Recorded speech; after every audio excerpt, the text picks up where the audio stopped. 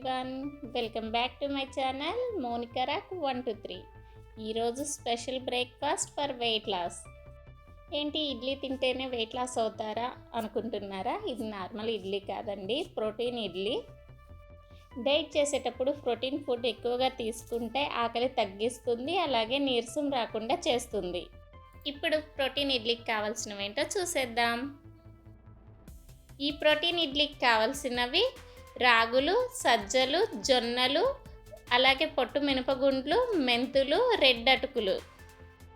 Weight loss త్వరగా అవ్వాలంటే white rice బదులు ఈ మిల్లెట్స్ని ఏదో ఒక రూపంలో తీసుకోవచ్చండి. వీటిని రైస్ లాగా యూజ్ చేయొచ్చు, ఇడ్లీ, చపాతీ, లేదంటే దోశ, ఇలా ఏదైనా చేసుకోవచ్చు. జావ టైప్ కూడా తీసుకోవచ్చు. వీటితో పాటు సగ్గు బియ్యం 1 కప్పు తీసుకోవాలి.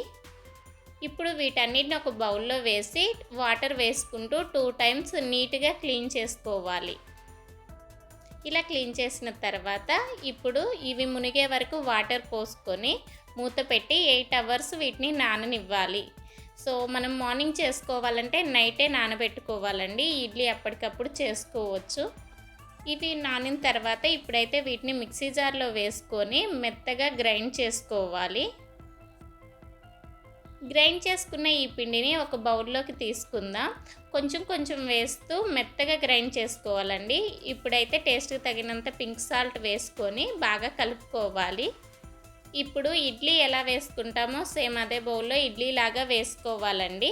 మీకు ఒకవేళ ఇడ్లీ ఇష్టం లేకపోతే ఇదే పిండిని దోశలాగా కూడా వేసుకోవచ్చు. ఇప్పుడు ఈ ఇడ్లీ మీద మనం లైట్గా క్యారెట్ తురుము వేసుకోవాలి. సో ఇడ్లీ అయితే రెడీ అయిపోయింది. ఈ ఇడ్లీలో 200 క్యాలరీస్ ఉంటాయి.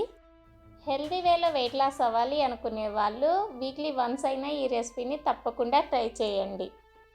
మీరు ట్రై చేసి ఈ రెసిపీ ఎలా ఉంది అనేది కామెంట్ చేయండి. Everyone try this recipe, enjoy the taste without fear of diet. Thank you for watching.